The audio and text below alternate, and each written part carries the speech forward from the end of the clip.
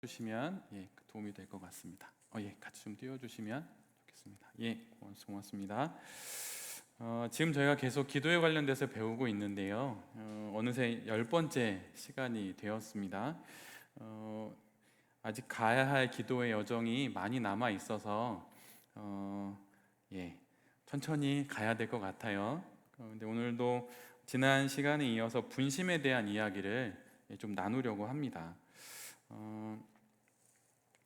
분심은 지난번에 이야기 드렸듯이 하나님으로부터 떼어지는 것이 분심이라고 말씀드렸고, 분심의 반대되는 개념인 일심은 하나님과 함께하는 것, 하나님과 분리되는 마음이 아니라 하나님과 하나의 마음을 갖는 것, 그것이 이제 분심의 반대되는 개념에 있는 일심이라고 말씀을 드렸죠.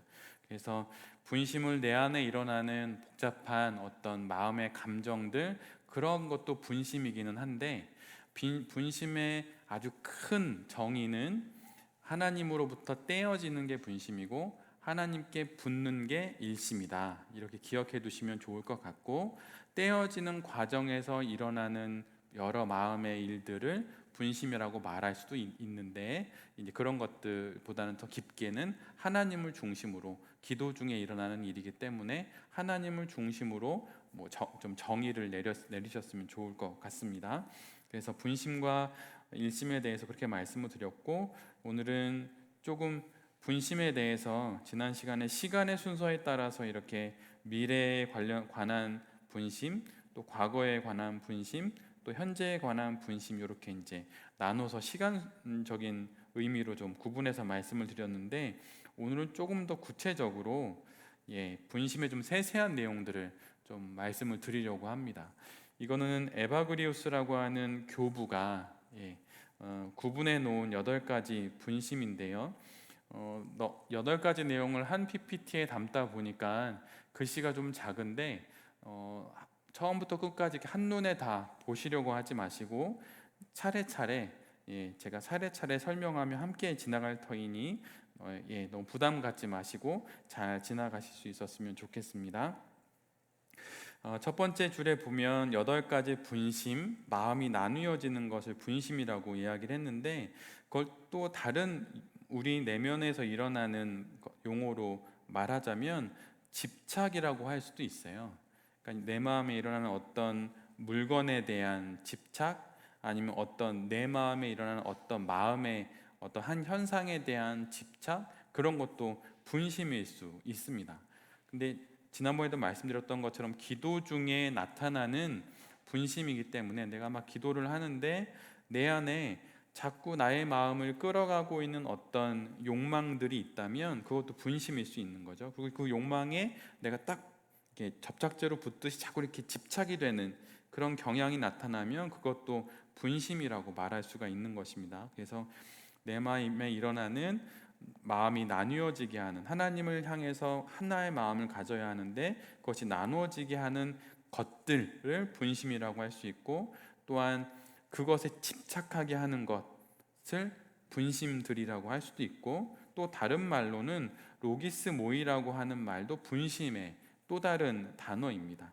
그리고 정념이라고 하는 말도 쓰고 있어요. 옆에 한자가 적혀 있지만 뜻정자에다가 생각 염자거든요. 그러니까 자꾸 많은 또 다른 생각들이 막 일어나고 또 다른 마음의 뜻을 품게 되는 것이 바로 분심이라고 하는 것입니다. 여러분이 혹시 기도 가운데 경험했던 어떤 그 내면의 분심들을 한번 생각해 보시면 대부분 이런 형태로 나타날 거예요. 그러니까 하나님을 향해서 한 가지 마음을 갖지 못하게 자꾸 하나님은 여기 계시면 나를 자꾸 이곳에 집착하게 하는 것, 그것이 분심이고, 마음이 여러 가지로 나누어지는 것이 분심이고, 또 다른 생각에 붙잡히거나 또 다른 마음을 품게 하는 것, 그것이 다 분심이라고 하는 것이죠. 그런데 에바구리우스는 그 분심을 대략 8개로 나눴고, 그 8개를 3개의 큰 카테고리로 묶어서 설명을 해주고 있습니다. 먼저 그 3개의 카테고리를 먼저 크게 한번 이야기 나누고, 각 카테고리가 말하고 있는 그 안에 있는 분심의 요소들을 한번 함께 살펴보도록 할게요. 첫 번째는 큰 카테고리의 첫 번째는 욕망부에서 올라오는 분심이라고 정의를 했어요. 그러니까 내 마음에 욕망의 부라고 하는 그 지역에서 올라오는 분심이 있다. 이런 이야기입니다. 그리고 또 하나는 두 번째로는 정념부에서 올라오는 분심이라고 하는 것이 또 하나 있고, 또 하나는 이성부에서 올라오는 분심, 이렇게 세 가지로 큰 덩어리로 이렇게 한 세트에서 세 가지를 이렇게 묶어 놓은 거예요. 그런데 욕망부에서 올라오는 분심은 노란색 글씨로 표시되어 있는 것처럼 몸에 관련한 분심이 욕망에 관련된 분심입니다. 그리고 정념부에서 올라오는 분심은 감정에서 올라오는 분심이에요. 그래서 몸, 감정 이렇게 이제 두 개로 나눴고, 세 번째로 이성부에서 올라오는 분심은 정신에 관련된 분심입니다. 그러니까 몸, 마음, 정신 이렇게 이제 세 가지인 거죠. 그러니까 몸은 욕망부에 해당이 되고, 감정은 정념부에 해당이 되고, 그다음에 정신은 이성부에서 해당되는 분심이라고 하는 거예요. 우리가 그 지덕, 그러니까 영혼, 마음, 몸 이렇게 이제 세 가지로 인간을 구분하는 설명들이 있는데, 그것처럼 이것도 세 가지로 좀 나누었어요. 그래서 몸에 관련한 분심을 욕망부라고 먼저 이야기를 했는데, 그걸 좀 알아보도록 하겠습니다. 욕망부에서 올라오는 분심은 몸에 관련된 분심인데, 첫 번째로는 탐식이에요. 탐식. 그러니까 음식에 대한 탐욕입니다. 그러니까 그 기도하는 중에 어떤 음식, 물론 이게 기도를 넘어서는 부분에서 일어나는 마음이기도 하는데, 그것이 기도 안으로 연결되기 때문에 이렇게 말하는 건데요. 그러니까 음식에 대한 탐욕의 마음이 드는 거예요. 근데 이것은 사실은 질병에 대한 염려 때문에, 그러니까 몸이 많이 아프거나 아니면 어떤 만성적인 질환이 있거나 그러면 그것에 대한 그 염려가 생겨서 그것이 기도를 방해합니다. 그러니까 막 음식은 막 탐한다, 이런 그런 게 그런 것도 말할 수 있지만, 좀 더 다른 의미로는 몸에 만성적인 질환이 있으니까 그 질병에 대한 염려로 몸이 조금만 불편하면 기도하기가 어렵게 되는 거예요. 그리고 더 확장되면서는 생존에 대한 불안이 생겨서 그것이 내 마음을 이렇게 하나로 만들어주지 못하고 나뉘어지게 하는 것이 바로 첫 번째 탐식이라고 이름이 붙여진 그런 분심입니다. 여러분이 기도하실 때 아니면 평소에 삶을 살아가실 때 만성적인 어떤 몸의 질병이 있다면, 그걸로 인해서 하나님께 나아가는 발걸음이 저해되는 경우들이 만약 있다면 그것을 분심이라고 볼 수 있어요. 근데 몸이 아픈 게 문제가 아니라 몸이 아픈 것으로 인해서 생겨난 염려가 분심이라는 거예요. 예를 들면 위장 장애가 많다. 그럼 먹는 것에 대해서 되게 예민할 수밖에 없죠. 매운 거를 먹으면 속이 아프다든가, 아니면 어떤 특정한 음식에 대해서 알러지가 있다라든가, 그러면 먹는 것에 대해서 예민할 수가 있습니다. 그런데 그것이 어떤 지나친 염려가 되고, 나아가서는 아프면 내가 어떻게 되는 거 아니야? 라고 하는 생각에 불안으로까지 확장이 되면서 그것이 내 안에 자리 잡고 있어서 기도하는 나의 기도 생활에 어떤 걸림돌이 된다면 그것을 바로 분심이라고 말할 수도 있는 거예요. 그래서 나의 어떤 그 음식에 대한 탐욕, 그것을 넘어서서 어떤 염려를 넘어서서 불안, 이런 걸로 인해서 기도의 자리에 나아가는 것이 어려워진다고 한다면 그것은 분심으로 여길 수가 있습니다. 여러분 한번 여러분의 그 식생활이나, 영양학 시간은 아니지만 식생활이나, 아니면 여러분이 하루에 3끼 밥을 먹어야 하는데 그러한 염려로 인해서 만약에 기도 생활이 만약에 좀 뒤로 밀쳐지고 있다면, 여러분 뒤에서 분심을 다루는 걸 이야기를 하겠지만, 밀쳐지고 있다면 여러분 그것이 나의 건강 상태를 정확히 잘 보고 기도 생활을 잘 조절하고 있는 것인지, 아니면은 염려와 불안에 붙들려서 기도 생활을 잘 못하고 있는 것인지 한번 잘 확인해 볼 필요가 있습니다. 그래서 에바구리우스는 첫 번째로 몸에 대한 염려, 생존에 대한 염려로 기도의 자리에 나아가지 못하는 것을 그걸 하나의 분심으로 여기고 있어요. 그래서 여러분 이것도 잘 한번 살펴보실 수 있었으면 좋겠습니다. 그리고 또 하나는 절제하지 못하는 그 음식, 그것도 마찬가지예요. 만약에 음식을 잘 절제하지 못한다면 너무 과하게 과식을 한 거나 만약 그렇다면 당연히 그것도 그 기도하기가 어렵게 되겠죠. 배가 막 포만감이 한가득인데 기도할 수는 없거든요. 그러니까 너무 배고파서도 안 되지만 너무 배불러서도 기도하기가 어렵습니다. 그러니까 적정한 그 식생활을 가지고 있는 게 기도 생활에 도움이 되죠. 그래서 여러분, 내가 너무 음식에 관련되어서 기도 생활에 어려움이 되도록 혹시 하고 있는 것은 아닌지 잘 돌아볼 필요가 있습니다. 간혹가다 뭐 식이 조절을 한다라든가 아니면 뭐 건강원에 들어가서 뭐 음식을 조절한다고 하는데, 여러분 그것을 하는 궁극적인 이유가 무엇인가요? 그냥 건강만 찾기 위한 거라면 그거는 사실은 세상 사람들이 하고 있는 그 자신의 건강을 위한 노력과 별 차이가 없는 거예요. 근데 그것의 궁극적인 이유가 하나님과 하나 되기 위한, 하나님과 더 깊은 교제를 갖기 위한 방향으로까지 나아가지 못한다면 그것은 세상에서 말하는 뭐 건강하게 잘 사는 거, 웰빙과 큰 차이가 없는 것입니다. 그래서 여러분이 하고 있는 어떤 그 식단 조절이나 아니면 어떤 음식에 관련된 내용들이 그 정도 선에서 머무르고 있다면 여러분 그걸 넘어서서 기도의 생활까지 나아갈 수 있도록 한번 자기의 음식에 관련된, 몸에 관련된 부분을 잘 좀 확인해 볼 필요가 있습니다. 두 번째로는 음욕인데요. 그러니까 간음과 성적인 탐닉을 이야기합니다. 그런데 사실 이 부분은 매우 어렵죠. 특별히 그 자매님들보다는 형제님들에게 이런 성적인 탐닉과 음욕 때문에 기도하기가 어렵다는 이야기를 간혹 들을 때가 있어요. 특별히 지금은 신실한 성도이지만 어떤 과거에 신앙을 갖기 이전에 자기가 경험했던 어떤 성적인 어떤 경험들이 기도 가운데 이렇게 불쑥 올라옵니다. 근데 그럴 때 그것을 대하는 첫 번째 뭐 문장이 있다면 그건 이런 마음으로 대해야 돼요.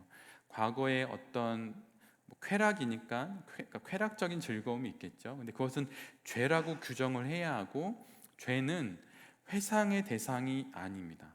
죄는 회상의 대상이 아니라 회개의 대상이에요. 요즘 시대는 워낙 성적인 게 모든 곳에 다 놓여져 있기 때문에 잘 분별해야 합니다. 그리고 물론 그 성이라는 것이 나쁜 것이 아니에요. 부부 사이나 온전한 결혼 관계 안에서는 당연히 그런 게 있어야 하죠. 그런데 요즘 시대는 결혼 밖에서 그런 것들을 마치 어떤 즐거움처럼 누리게 하기 때문에 그게 문제인데, 사실은 기도 가운데 그런 음욕이 기도를 매우 방해합니다. 그래서 만약 어떤 그런 성적 탐닉의 경험들이 과거에 있었다면 그거를 회상의 마음으로 떠오를 때 그거는 안 된다. 회상의 거리가 아니라 회개의 거리라고 하는 정확한 규정을 통해서 기도 가운데 그것으로부터 빨리 지나가야 합니다.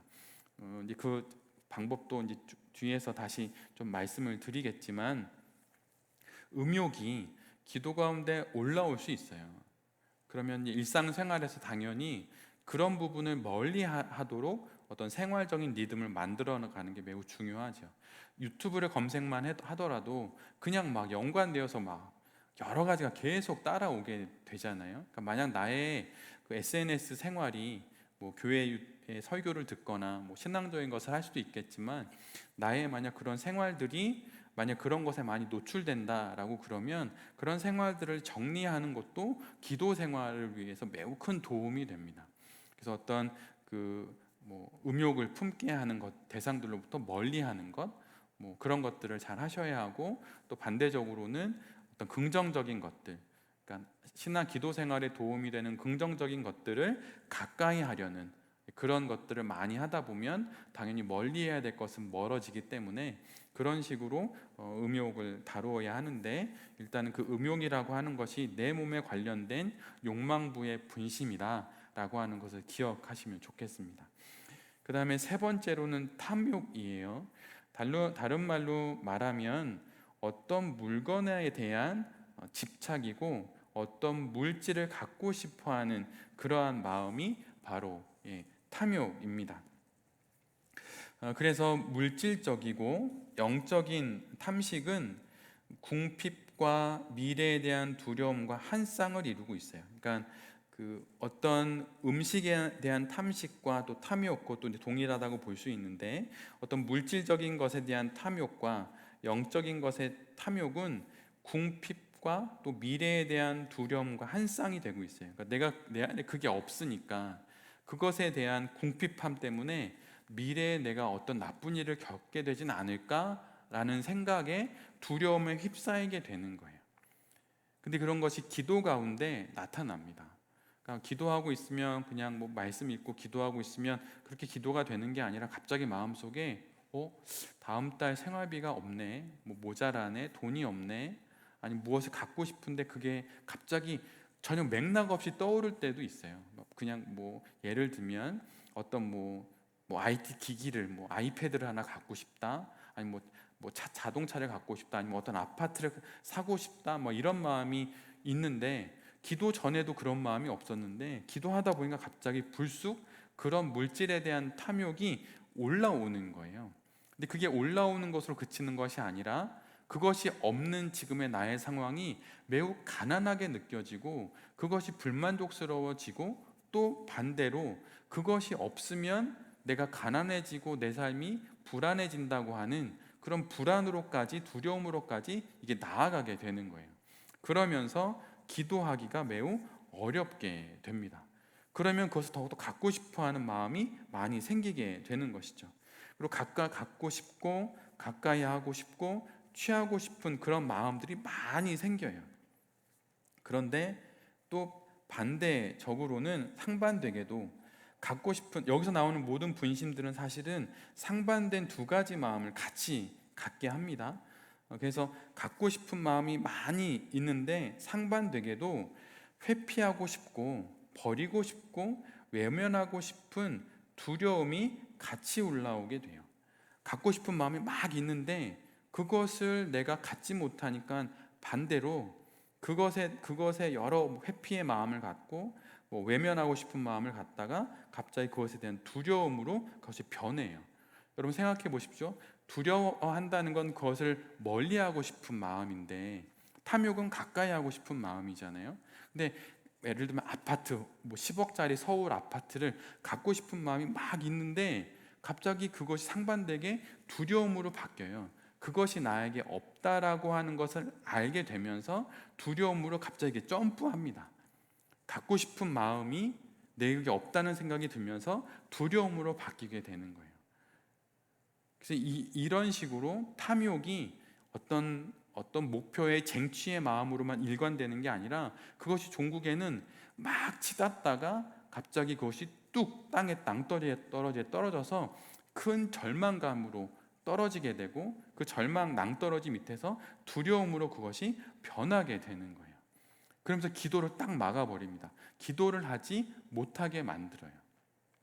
그런데 이것이 모두 내 몸에 대한 염려 속에서 나오는 욕망부에서 비롯되어지는 분심이라고 하는 겁니다. 여러분 한번 잘 생각해 보십시오. 여러분의 분심, 기도 가운데 나타나는 분심, 뭐 염려의 형태를 많이 띠게 되는데, 욕망부에서 나오는 것은 여러분 혹시 어떠신가요? 몸에 대한 염려, 건강에 대한 염려, 질병에 관련된 어떤 염려 때문에 기도 생활이 막히고 계시진 않으신가요? 아니면 어떤 몸으로 경험했던 어떤 성적인 탐닉 때문에 기도 가운데 그게 불쑥 올라오면서 그것으로 인해서 기도가 막히시나요? 아니면 반대로 또 세 번째로는 어떤 물건을 갖고 싶은, 내게 지금 없는 것을 갖고 싶어하는 그 마음으로부터 갑자기 그게 내게 없다는 사실로 인해서 두려움으로 툭 떨어짐으로 인해서 걱정과 불안 때문에 혹시 기도를 못 하시나요? 근데 여러분 사실 이것이 많이 나타납니다. 기도 가운데. 특히 이제 신앙이 아예 없으신 분들은 막 욕망으로 치닫다가 그게 딱 없으면 갑자기 절망으로 확 바뀌는 거는 아주 쉽게 볼 수 있어요. 근데 성도인 우리들도 기도 생활 가운데 그런 것이 나타날 수 있습니다. 한번 여러분의 이 분심, 몸에 관련된 분심을 한번 잘 확인해 보셨으면 좋겠습니다. 두 번째로는 정념부에서 올라오는 분심, 감정에 관련한 분심이에요. 그러니까 마음에 관련한 분심입니다. 근데 에바구리오스는 우리 안에 여러 마음이 있을 수 있잖아요. 근데 첫 번째로 다루는 가장 중요한 것으로는 분노를 다루고 있어요. 가장 강력하고 또 가장 격정적인 반응입니다. 그러니까 일상생활에서도 우리의 분노 조절 장애가 있다고 이렇게 말을 하는데, 사실은 그게 정말 그렇게 이름을 붙여야 할지는 잘 모르겠어요. 근데 정말 그 분노로 인해서 어려움을 겪는 분들은 많이 있죠. 근데 이것이 가장 강력하고 가장 격정적인 반응이에요. 자동차 접촉사고만 나도 막 뛰쳐나가서 막 소리를 지르거나, 층간 소음으로 인해서 막 감정이 요동쳐서 분노가 일거나 막 이런 것이죠. 근데 일상 속에서 그런 것이 있으면 기도의 자리에 앉았을 때 기도하기가 매우 어렵습니다. 왜냐하면 우리의 일상생활과 우리의 기도생활이 별개인 것이 아니에요. 일상생활과 우리의 기도생활은 같이 이어지게 되어 있고, 가장 좋은 거는 일상생활과 기도생활이 그 결이 일정하고 좀 같은 게, 유사하고 그 흐름이 맥락이 비슷한 게 좋은 신앙생활이거든요. 그리고 좋은 또 일상생활이기도 합니다. 근데 일상에서 분노가 가득했던 사람들이 기도의 자리에서 가만히 기도하는 거 매우 어려운 거예요. 만약 100m 달리기를 열심히 막 하고 숨이 헐떡거리는데 바로 자리에 앉아서 5분 기도하십시오. 그럼 어느 누가 기도할 수 있겠나요? 기도하기가 어려운 거예요. 그런데 우리의 기도 가운데 그런 분노가 올라올 수도 있어요. 예전에 겪었던 어떤 사건 속에서 내 마음에 그걸 갑자기 떠올리면서 마음에 분노가 일어나는 거죠. 한번 여러분의 기도 생활 가운데 그 감정에 관련된 분심으로 분노가 올라온 적이 있는지 한번 뒤돌아 보십시오. 유년 시절에 나를 괴롭혔던 어떤 형제, 가족 안에 대부분 그런 일이 다 있잖아요. 저도 있습니다. 다 있잖아요. 근데 그런 일들 때문에 분노가 올라와서 기도를 못하게 된 적이 있거나, 아니면은 어떤 사건을 통해서 갑자기 내 마음에 그 사건이 기도가 안 돼 불현듯 확 떠올라서, 그런 경우도 많이 있습니다. 그 사건이 맥락 없이 떠올라서 내 안에 분노를 일으켰을 때, 그러면 그것이 또 나의 기도를 막는 그런 분심이 되는 거예요. 사실은 여기서 8가지로 구분하지만, 사실은 8가지로 구분한 다음에 그 분심이 나타나는 것이 아니라, 나타난 분심을 보고 그거에다가 그 이름을 붙인 게 바로 이 8가지 구분이에요. 8가지를 구분해 놓고 분심을 끼워 맞춘 게 아니고, 분심이 일어났을 때 그것에 라벨로 이름을 딱 라벨링을 해 놓으면, 그것이 다음에 일어날 때 이것을 분노라고 부르자라고 할 수 있기 때문에, 기도하는 사람이 그렇게 붙이는 과정에서 에바구리오스는 8개로 라벨을 붙인 거죠. 그래서 여러분의 마음속에 일어났던 여러 가지 일들의 여러 감정들이 있을 텐데, 그 감정들 중에 이 분노에 해당되는 감정들이 만약 있었다면, 여러분 그것이 분심일 수 있다고 하는 거예요. 그래서 그것이 분심이었구나 이렇게 아시면 됩니다. 분심을 처리하는 그거는 다루는 것은 이후에 할 텐데, 그것이 바로 어떤 내 마음에 일어났던 분심이었구나라고 하는 것을 아시면 되겠어요. 그 다음에 5번째는 슬픔입니다. 현대인에게 되게 많이 있는 거죠. 앞에 분노도 마찬가지고 슬픔인데, 이거는 우울하고 낙심되는 그런 마음이에요. 그리고 현재의 결핍으로 인한 반응입니다. 사랑을 받지 못한 그 현재의 사랑의 결핍으로 인해서 슬퍼질 수도 있고, 앞에서 말한 어떤 물건을 갖지 못해서 그 마음들이 흘러 슬픔이 될 수도 있는 것이죠. 그래서 마침내 그것이 우울한 마음이 되고 낙심이 되어서 슬픔으로 자리하게 되는 것이 바로 여기서 말하는 이 분심입니다. 그런데 여러분 보시면 그 분노는 일반적으로 형제들 가운데 많이 나타나고요. 슬픔, 우울, 낙심은 자매들 가운데 많이 나타납니다. 물론 형제들 중에 우울한 사람, 자매들 중에 분노가 많은 사람들도 있는데, 대략적으로 크게 러프하게 구분하자면 마음속에 일어나는 분심을, 물론 대상에 따라 분노가 나타나기도 하고 우울이 나타날 수도 있지만 크게 러프하게 하면 형제들에게는 분노의 그 분심이 많이 나타나고 자매들에게는 우울과 낙심 그런 분심이 많이 나타납니다. 혹시 여러분이 기도 중에 어떤 우울한 마음들이 생겼다면 갑자기 낙심, 마음이 말 그대로 떨어진 그런 낙심의 마음이 생겨서 기도를 하지 못하게 되었다면 그것도 분심일 수 있어요. 그것 때문에 하나님과 붙어 있었던 나의 기도가 떨어졌다면 그것이 분심일 수 있습니다. 그리고 세 번째로는 나태함인데요. 이 나태함은 사실 이게 현대인에게 있는 다 이게 세 가지 다 그런데 한번 잘 생각해 보시면 욕망부부터 정년부까지 밑에 이제 이성부까지 현대인에 다 나타나는 것입니다. 여섯 번째는 나태인데 다른 말로는 아케디아라고 합니다. 그리고 이 나태함은 당연히 게으름으로 나타나고 게으르니까 내게 주어진 어떤 임무에 대한 태만으로 나타나고 그것이 누적이 되니까 해결할 수 없으니까 우울함으로 바뀌게 되어 있어요. 그리고 종국에는 이것이 아주 희한하게도 조바심으로 점프합니다. 아까 탐욕이 두려움으로 완전히 반대되는 감정으로 넘어간다고 말씀드렸는데 나태함이 그 게으름이 반대로 점프하면서 조바심으로 확 바뀌게 돼요. 여러분 집안에서 어떤 아이가 있는데 그 자녀들이 있는데 청소년 자녀들이 있다고 치면 그 자녀들이 집에만 오면 소파에 누워 있어요. 근데 보면 나태하고 게으른 것 같죠. 근데 실상은 그 아이의 마음속에 잘하고 싶은 마음이 정말 잘 해보고 싶다라고 하는 마음이 많은데 그것을 어떻게 해결해야 될지 모르니까 마음에 조바심이 생겨서 그냥 이렇게 놔버리는 거예요.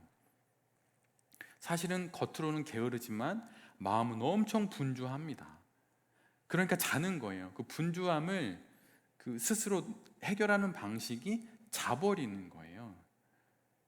그래서 나태함이 조바심으로 점프하고 그래서 조바심도 정년부에서 나타나는 감정에 관련된 분심이라고 말할 수 있는 것이죠. 다 현대인에게 다 나타나는 일들입니다. 그래서 이 부분에 있어서 좀 잠깐 미리 말씀드리면 나태함에 있을 때, 게으름에 있을 때, 그리고 조바심이 확 들어서 모르겠다라고 하고 눈 감고 이렇게 막 어떻게 해결할지 모르겠다고 잠만 자고 막 이럴 때 제일 먼저 해야 되는 건 실은 몸을 움직이는 거예요. 몸을 움직여서 운동을 하거나 계획을 짜서 규칙적인 루틴 안으로 자신을 집어넣는 것입니다. 아주 웃기죠? 여러분 어떤 부분이 그러냐면 감정의 분심인데 해결 방법은 욕망부의 몸의 분심을 다루는 것처럼 제가 말씀을 드리고 있어요. 이것이 뭐냐면 사실은 모든 분심은 연결되어 있습니다. 그러니까 나의 몸의 분심은 마음의 분심과 또 몸의 분심과 서로 연결돼요. 그래서 그걸 해결하는 방식도 몸의 분심을 몸으로 해결하는 게 아니라 때로는 몸의 분심을 감정의 분심을 다루는 것으로 해결할 수도 있는 거죠. 그래서 자녀들 중에 만약에 나태함으로 아니면 분노로 슬픔으로 만약에 이렇게 있는 분들이 있다면 특별히 자녀들은 6번이 많은데 만약 그렇다면 몸을 계획할 수 있는 것으로 몸을 움직이게 하는 것으로 계획을 짜서 규칙적인 루틴 안으로 아이를 집어넣어야 합니다. 그래서 몸을 움직이게 함으로 조바심 나는 그 어떤 성취해야 될 어떤 것에 대한 그 성취하고 싶은 게 높을 수 있잖아요. 그럼 그것을 지금 성취하지 못하더라도 단계를 한참 낮춰서 몸으로 하는 어떤 일을 통해 작은 성취를 이룸으로 조바심으로부터 떨어져 나가게 해야 그것을 통해서 나태함으로부터 벗어나서 기도할 수 있게 되는 거예요. 이것이 아주 많이 연관되어 있습니다. 그래서 여러분 만약에 집안에 그런 아이들이 있다면 아이들에게 그 마음을 바꿔봐 막 이렇게 말할 수도 있겠지만 제일 먼저는 아이를 데리고 밖으로 나가셔야 해요. 산책을 같이 하고 아이들이 몸이 움직여서 작은 성취를 이룰 수 있는 것들을 경험하게 하는 것입니다. 그렇게 쉬운 거로 하는 거죠. 그래서 점점 하게 해서 아이로 하여금 주체적으로 그 자기가 이루고 싶은 일들을 해나가게 하는 것을 통해서 할 수 있어요. 근데 이걸 아이의 관점, 양육의 관점에서 떼어내서 나의 관점으로 하면 나는 어떻게 해야 될까요? 나 역시 마찬가지예요. 분노가 일어난다면 나의 그 감정의 폭발되는 감정을 몸으로 푸는 거예요. 예를 들면 뭐 복싱을 배운다든가, 아니면 뭐 어떤 격투기를 배운다든가, 아니면 테니스를 한다든가, 이런 몸을 움직이면 그거를 통해서 이런 분노가, 격정적인 감정의 배출구가 생기니까 해결이 됩니다. 그러면 기도의 자리에 앉아서 하기에도 매우 유익해요. 슬픔의 마음이 생겼을 때도 마찬가지예요. 제일 먼저는 몸이 움직이는 현장으로 나의 몸이 가는 거예요. 그래서 감정으로부터 떼어져서 몸으로 하는 일을 하게 하는 거죠. 그래서 이렇게 감정에 관련된 분심들을 다루다 보면 이것을 통해서 기도할 수 있는 몸이 되고, 기도할 수 있는 마음이 돼서 기도를 할 수 있게 되는 거예요. 그래서 여러분, 루틴을 갖는 게 매우 중요합니다. 여러분, 어떤 신앙적인 루틴이 있나요? 여러분, 한 영혼이 무너지는 데 있어서 제일 가장 기본적으로 나타나는 것은 신앙의 루틴이 깨지는 거예요. 그게 뭐냐면 주일날 예배를 잘 안 드리는 겁니다. 주일날 예배를 안 드리고 온라인으로만 대신하는 거예요. 여러분, 그러면 신앙적인 루틴이 금가기 시작한 거예요. 그럼 그것이 한번 금이 가면 연달아서 이제 연결고리가 계속 생기는 거죠. 그럼 어떻게 다시 돌아와야 할까요? 제일 먼저는 주일 예배를 회복하는 거예요. 주일 예배를 가는 겁니다. 현장에 가는 겁니다. 그럼 그것을 통해서 신앙적 루틴의 첫 번째 단계가 세워지면 거기에서 자꾸 이렇게 덧붙이면 돼요. 마치 스노우볼 효과처럼 눈덩이를 굴리면 자꾸 붙는 거예요. 그래서 그런 어떤 신앙적인 루틴을 만들다 보면 예전엔 생각하지도 못했던 기도도 뭐 하게 되는 거죠. 그래, 기도해보자, 묵상도 해보자, 이렇게 뭐 찬양 예배도 가보자, 이렇게 자꾸 눈덩이처럼 붙는 겁니다. 그래서 그렇게 나의 신앙적인 어떤 루틴들을 한번 잘 확인해 보시면 좋을 것 같아요. 그 다음에 세 번째 큰 카테고리로는 이성부, 정신에서 올라오는 정념입니다. 가장 첫 번째로는 허영심이에요. 이것도 현대인에 많이 있습니다. 학력을 위조하는 거, 이런 거 여러분, 그게 사실은 분심이에요. 그러니까 자기 안에 없는 건데 헛된 영광을 꿈꾸는 거죠. 그래서 그 헛된 영광을 갖는 이유는 뭐냐면 사람들로부터 영광을 받는 것을 추구하는 거예요. 그래서 학력을 위조하거나, 아니면 그럴듯한 명품을 갖춰 입거나, 높은 자리를 가지려고 하거나, 그 모든 것들이 허영인데 여러분, 이게 분심입니다. 근데 이거의 치명적인 문제는 뭐냐면 한 영혼이 허영으로 인해서 분심으로 이렇게 쪼개지잖아요. 그러면 모든 것을 다 이렇게 꾸미기 때문에, 포장하기 때문에 나중에는 그 사람의 영혼 자체가 뭐가 진짜인지 자기가 잘 몰라요. 그래서 이것이 나인지 모르면서 자신의 자아를 상실하는 경향으로 나아가게 되는 거예요. 사람들이 막 그것에 현혹된 사람들이 뭐 박사님이십니까? 뭐 교수세요? 뭐 의사입니까? 막 이런 거를 막 추앙해 주니까, 이렇게 막 높이 쳐 주니까 그거를 통해서 자기의 본 모습을 잃어버리고 그런 허영심으로 자꾸 차오르게 되죠. 그러다 보니 하나님 앞에서 자신의 모든 모습이 적나라하게 드러나는 기도의 자리에 앉아서도 기도하기가 어려운 거예요. 하나님 앞에서도 치장하는 거죠. 막 이렇게 허영을 가지고 있는 사람이 하나님을 이렇게 정직하게 직면해서 만날 수는 없습니다. 근데 이것이 사람들 사이에서의 어떤 인정을 받고 싶어하는 인정 투쟁 속에, 인정 욕구 속에 헛된 영광을 추구하다가 그것이 사람들한테는 잘 먹힐 수 있지만 또 그걸 안 먹히는 사람들도 있죠. 근데 그러다가 보니 하나님 앞에서 온전히 자신의 있는 모습 그대로라는 찬양처럼 있는 모습 그대로 하나님 앞에 나가야 하는데 그러지 못하니 기도가 안 되는 거예요. 교회에서 중직자를 맡고 있고 목회자라고 하더라도 교회 안에서의 어떤 역할로, 아니면 사람들이 장로님이시니까 신앙이 좋겠다, 뭐 권사님이시니까 목사님이니까 신앙이 좋겠다, 뭐 이렇게 말하지만 사실은 그 껍데기를 확 벗겨보면 그런 게 아닌 모습이 있을 수 있잖아요. 근데 사람들은 그렇게 봐주니까 자꾸 그걸 포장을 하는 거죠. 근데 그걸 본인이 알고 그 허영의 그 껍데기를, 분심을 이렇게 벗어버려야 하는 것입니다. 그래서 여러분, 사람들로부터 인정받으려고 하지 마세요. 여러분, 그거 신앙에 아무런 도움이 안 됩니다. 사람들을 배려하고 그들에게 혹시 내가 무례하게 하지 않나, 그런 거를 살피는 거는 당연히 좋은 거지만, 사람들이 날 칭찬해 주기를, 사람들이 날 좋은 사람으로 봐주기를, 그래서 그들에게 마치 무엇인가 이렇게 나를 이렇게 포장해서 보여주려고 하지 마십시오. 있는 나의 모습 그대로, 하나님 앞에서의 나의 모습 그대로 그들에게 이렇게 보여주면 돼요. 그것으로 충분합니다.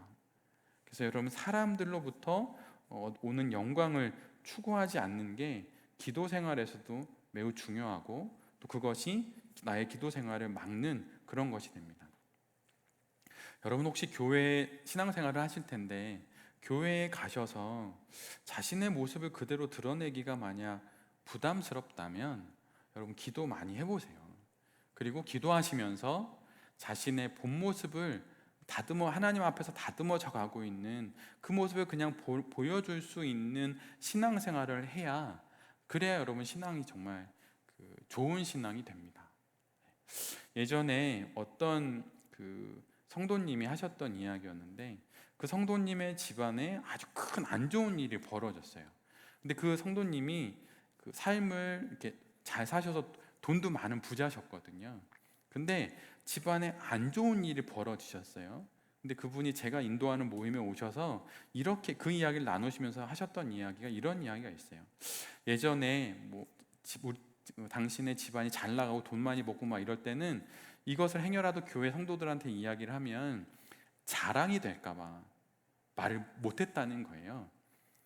그런데 막상 지금 큰 고난과 시련을 만나서 이것을 말하려고 하니 이것은 또 흠으로 잡힐까봐, 흠 잡힐까봐 말하지도 못하겠다는 거예요. 그래서 종국의 교회 안에서 길거리 지나가는 사람과 안녕하세요 하면서 이렇게 그냥 좋은 소리, 좋은 인사 주고받는 정도만 교회에서 나누고 있다는 자신을 발견하면서, 나이가 많으신 분이었는데 내가 지금껏 했던 교회 안에서의 신앙생활이 도대체 무엇인가 라고 하면서 이렇게 눈시울이 붉어지시더라고요. 여러분, 만약 나의 신앙생활이 만약 그렇다 그러면 여러분, 물론 내 안에 있는 거 다 오픈할 수는 없겠지만 기도하면서 그런 공동체를 만들어 가시고, 그런 만들어가는 공동체 안에서 나의 허영된 헛된 영광의 껍데기를 벗어 던지고 그냥 있는 모습 그대로 보여주시고, 그것으로 서로 인정하는 교회 생활을, 신앙생활 하셨으면 좋겠습니다. 사회에서 사장님이든 교수이든 그것으로 교회에서 인정받지는 않아요. 그건 아무것도 아닙니다. 사회에서 배추 파는 분이라 하더라도 그것으로 인정받는 게 아니에요. 그냥 한 명의 영혼으로 인정받는 것이죠. 그래서 그렇게 모든 껍데기를 벗고 하나님 앞에 나아가서 기도하시는 그런 성도님들이 되시기를 바랍니다. 마지막 8번째는 교만인데, 교만도 정신에서 올라오는 거라고 이야기를 해요. 여기서는 감정이 아니라 에바브리오스는 정신에서 올라오는 그런 분심이라고 이야기를 했는데, 세상의 중심이 나여야 하고 나를 중심으로 세상과 주변이 돌아가기를 원하는 것이 교만이에요. 여러분 주변에서 혹시 이런 사람을 보신 적 있으신가요? 가족의 여러 가지 일들 중에서도 항상 나를 통해서 모든 일이 해결되어야만 하고, 그리고 세상 어디를 가든 자기가 일부러 그것을 의도하든 의도하지 않든 내가 주목을 받아야 해요. 모든 자리에서. 아니면 내가 가는 곳이 10곳이라 그러면 어쩔 수 없는 2-3곳 빼고 7장소에선 내가 항상 주목을 받아야 하고, 사람들이 나에게 관심을 가져야 하고, 나에게 호의를 베풀어야 하고, 나에게 그런 어떤 좋은 마음을 가져야 한다. 그런 건 없는 일이거든요, 사실은. 그러니까 모든 사람에게 좋은 사람이 되겠다는 말은 좋은 말처럼 들리지만 없는 것을 꿈꾸기 때문에 그것도 교만일 수 있는 거예요. 어떻게 다 좋은 사람일 수 있겠습니까? 예수님도 다 좋은 사람일 수 없었어요. 그런데 하물며 내가 가는 곳마다 중심이 되고 나를 중심으로 모든 것들이 막 운영되어야 되고 내가 가면 사람들이 막 좋아해주고 막 그런 거 없는 거거든요. 그런데 그런 마음을 갖는 사람들이 있어요.